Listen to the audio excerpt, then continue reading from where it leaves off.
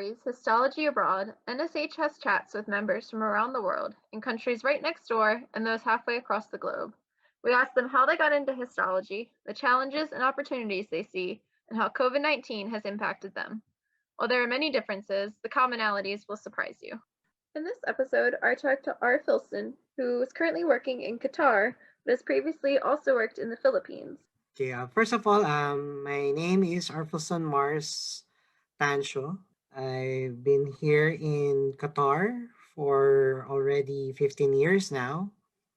I am currently working as a senior laboratory technologist at Hamad General Hospital, which is the main provider of secondary and tertiary healthcare here in Qatar and one of the leading hospital providers in the Middle East. Great. So how did you personally get into the field of histology? Actually, I first started it's just like going back in the field of histology when a friend of mine invited me to go for training because they are in need of histologists back then. I was currently working as an EMT in the ambulance service when he told me that maybe I should try to come back to where I first began because I was originally as a medical technologist. So that's it. That was about 10 years ago. So what is the route or process for someone in your country to become a histologist normally? Are they required to go through a training, or is there an on-the-job training option? As I've told a while ago, I was a medical technologist first. And since I'm an expatriate here in Qatar, I can talk about what's happening in our country, in the Philippines, and here in Qatar. Here in Qatar, there's a qualifying examination, which is under the QCHP, the Qatar Council for Healthcare Practitioners, wherein you have to pass it, and then you will be able to practice across the field of laboratory medicine. In the Philippines, you need to be a graduate of BS in medical technology course in an accredited educational institution in the Philippines, and then pass a registration licensure examination. So basically, they're the same except for the bodies that are governing the licensure examination. Okay, so you do have to pass the exam to become certified after you complete your training. Yes.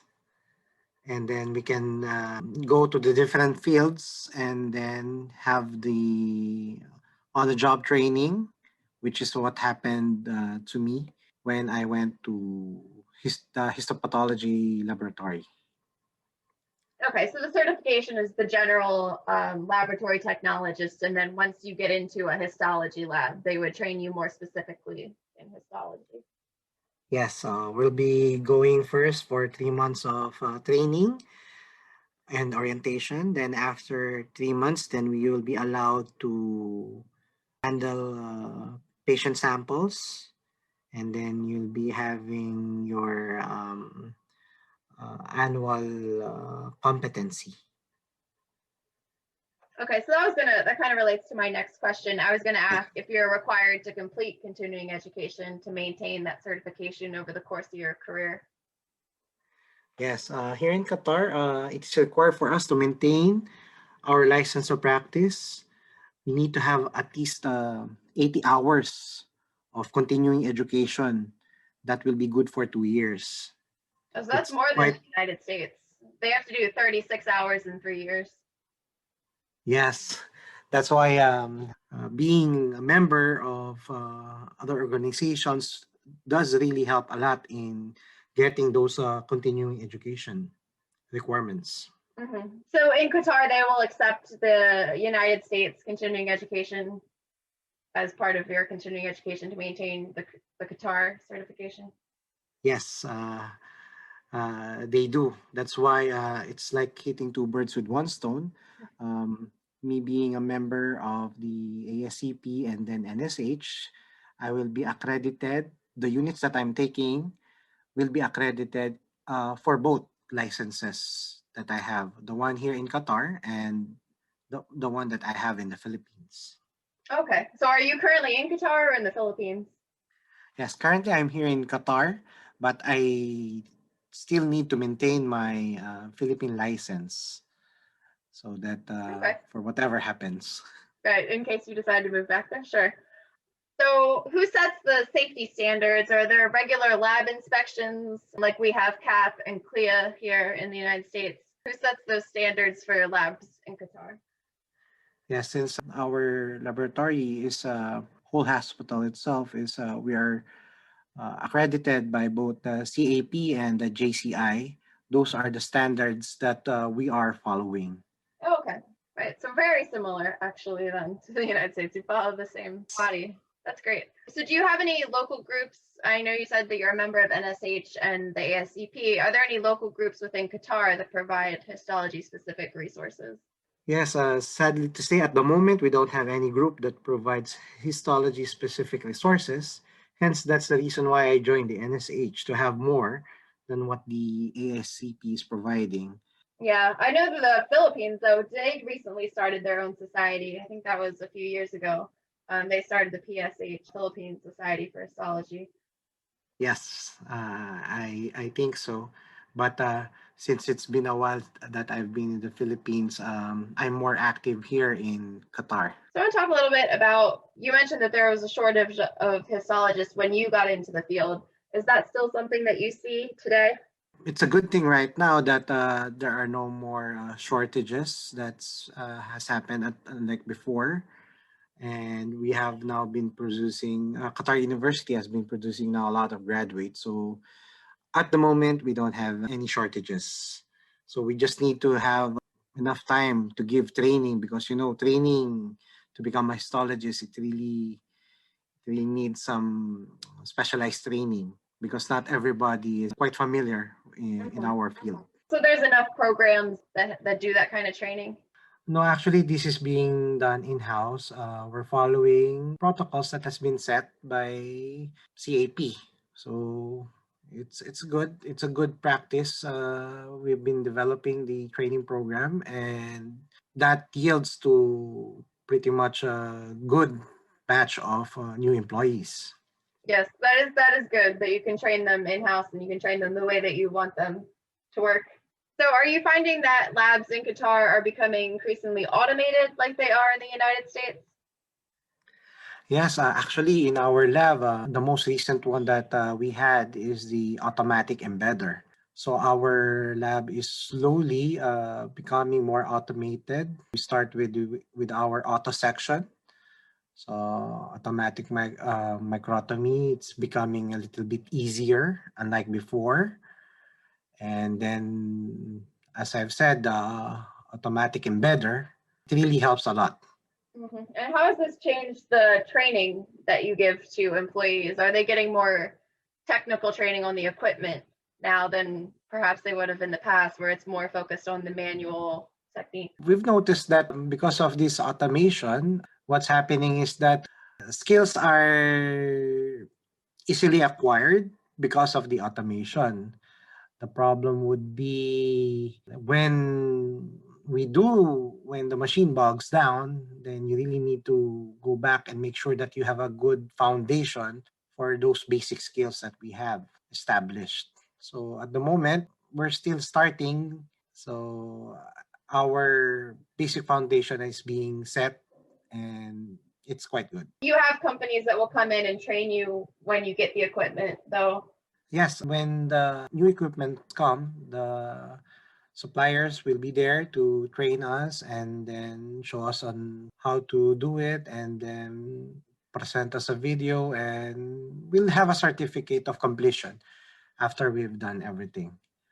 But it's totally up to us on how to further improve our skills on those machines because the most important thing that I think that is being overlooked is about the troubleshooting. And Right. we can't rely always on the engineers because it takes time. Right. You need to know how to fix it when it breaks. Yes, hopefully, but since we have a biomedical engineering, we have to wait for them for it. to be fixed or any problems that we may encounter. So how has COVID-19 impacted histology in your country? Well, in the laboratory, what happened was that for each specimen containers that we are receiving, we had to fully disinfect those containers. And when you're receiving hundreds of containers, that can take a while. At the same time, we have to also consider the grossing of those specimens. You cannot just immediately gross specimens when they come into the lab, unlike before. So basically, that's it. When we're having frozen section, you have to make sure that you have checked the details first, that the patient is COVID negative before you can proceed, because there might be instances wherein the nursing unit may have forgotten to write down that this sample is COVID positive. So we have to ensure our due diligence and make sure that we keep ourselves safe. Did your lab shut down at all in the beginning? I know in the United States we had shut down elective surgeries for a little while, and some of the histotechs were furloughed or reduced work for a period of time. Currently, no, that has never happened in our laboratory, because since we are the main provider of histology, we cannot really shut down. Though we're not operating 24 hours, we do need to make some adjustments to be able to meet the needs of the hospital. So we never had that issue. That's good, at least you weren't out of work. Yep. A lot Actually, it became a lot of work, more. especially now. So it's quite hard, but anything for the patient, right? Best service always. Yes. So what other challenges do you see in the future for histology? The challenges that I'm actually seeing right now, it's just like it's a double-edged sword on what I see. It's the automation. As we go on full automation, then there will be lesser need for technical staff. Like before, you will be needing a lot of staff to do specific part of the work. But with the advent of this automation, that's the main challenge that I can think of at the moment. Yeah, for sure. There's going to be less of that manual work. But so on the other edge, I've also heard people who do see that as a challenge, and then others who have said that will free up histotechs to get deeper into next-gen sequencing and molecular diagnostics and expand the field in other ways, hopefully. Yes, yeah, that's actually it's already started. Unlike before, we know that histology and cytology and immunohistochemistry are all together. But with this advent, we're starting to become more specialized. So this one big division is now becoming chopped into three different parts. So we have now a specific specialization in cytology, then immunohistochemistry, and then histopathology. That's what I'm seeing here in our place. All right. That's all the questions that I had for you. Is there anything else that you'd like to add? I'm thankful for this opportunity, Natalie. So Yeah, this thank is you for being here. first time that I've experienced this, so it's quite nice.